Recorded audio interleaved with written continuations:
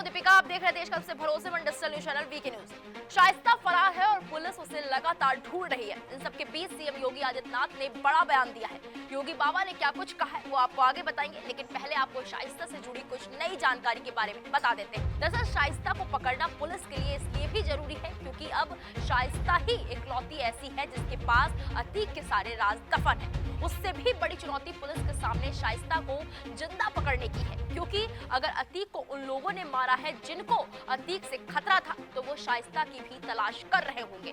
अब शाइस्ता के पास पहले पुलिस पहुंचती है या फिर कातिल, ये तो आने वाला वक्त ही बताएगा। लेकिन शाइस्ता के साथ साथ पुलिस को बमबाज गुड्डू मुस्लिम की भी तलाश है, क्योंकि वो अतीक के बहुत करीब था और उसके पास भी अतीक के सारे राज दफन है। लेकिन वो पुलिस के हाथ नहीं आ रहा है और भागा भागा फिर रहा। कयास ये लगाया जा रहा है कि अब तो उसके पास पैसे भी खत्म हो गए हैं, इसलिए अपने खाने और छिपने के लिए उसको पैसों की जरूरत है, तो वो लेटर के जरिए धमकी देकर पैसे मांग रहा है। उसने लखनऊ के आलमबाग में रहने वाले देवेंद्र तिवारी से 20 लाख रुपए मांगे। साथ ही साथ उस लेटर में उसने ये भी बताया कि भाभी कह रही है कि अभी सांसद जी ही मरे हैं लेकिन हम जिंदा हैं।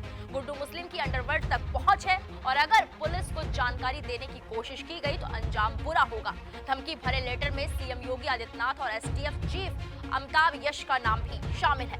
अब आपको बता देते हैं कि बाबा योगी ने क्या कुछ कहा है। दरअसल योगी ने कानून व्यवस्था को लेकर कहा है कि कानून सबके लिए एक है और संवेदनशील प्रशासन ही जन विश्वास का प्रतीक होता है। आगे क्या कुछ कहा योगी ने, आइए आपको सुनवाते हैं।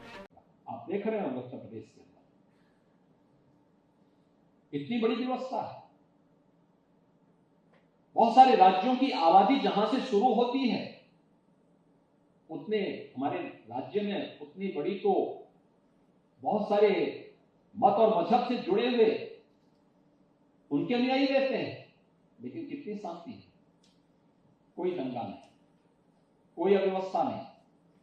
आज ईद है, ईद की नमाज पढ़ी जा रही है, लेकिन एक भी सड़क पे नहीं हो रही है, ईदगाह में होगी। किसी का आवागमन बंद नहीं, आप लोग भी आए होंगे रास्ते से, कोई आवागमन कहीं किसी का अवरुद्ध नहीं है, क्योंकि सबको मालूम है एक कानून का राज सबके लिए समान रूप से है और ये सब पे बराबर लागू होता है, सब पे बराबर लागू होता है, कोई भेदभाव किसी के साथ नहीं, कानून सबके लिए समान होता है।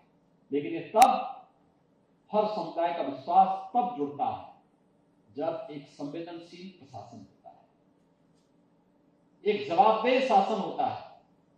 लेकिन शासन और जनमानस के बीच में, आम जनता के बीच में जो सेतु का काम करेगा एक संवेदनशील प्रशासन ही करेगा। संवेदनशील प्रशासन ही जन विश्वास का प्रतीक बन सकता है।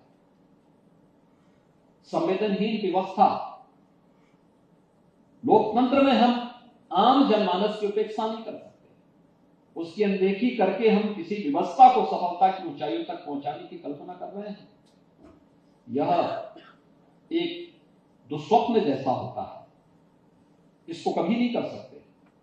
हमारा प्रयास होना चाहिए अधिकाधिक संवेदनशील, जनता के प्रति संवेदनशील, एक गरीब के प्रति संवेदनशील, उसका नाम, उसकी जाति, उसका मत, उसका मजहब पूछे बगैर उसको न्याय मिलना चाहिए, उसको शासन की योजनाओं का लाभ हर हाल में मिलना चाहिए। हम भेदभाव उस दृष्टि उसके साथ नहीं कर सकते। आज आप देख सकते हैं inter state connectivity Uttar Pradesh की 4 लेन की हुई है। पूर्वी उत्तर प्रदेश और बुंदेलखंड, ये उत्तर प्रदेश के 2 ऐसे क्षेत्र थे जो आर्थिक दृष्टि से अत्यंत पिछड़े माने जाते थे। आज दोनों क्षेत्र एक्सप्रेस हाईवे के साथ जुड़ चुके हैं। आजमगढ़ जैसा जनपद जिसके नाम से लोग घबराते थे, नाम सुनकर के ही लोग घबराते थे, आज आजमगढ़ एक्सप्रेस हाईवे से भी जुड़ा है। आजमगढ़ में एयरपोर्ट भी बन रहा है और आजमगढ़ में विश्वविद्यालय भी बना रहे हैं। स्टेट यूनिवर्सिटी भी वहां हमारी बन रही है। आज वहां कोई भय नहीं है, कोई किसी भी प्रकार की कोई अराजकता नहीं है। जो उपद्रव थे आज पुनः उत्सव में बदल चुके हैं। अयोध्या में दीपोत्सव का कार्यक्रम हो रहा है, काशी में देव दीपावली हो रही है, प्रयागराज फिर से अपने कुंभ और माघ मेले के लिए जाना जा रहा है, वृंदावन गणगोत्सव के लिए जाना जा रहा है। ये सभी आयोजन फिर से प्रारंभ हो गए हैं और हर एक इवेंट उत्तर प्रदेश के अंदर एक उत्सव में बदलता हुआ दिखाई दे रहा है। वीके न्यूज, राष्ट्र के नाम।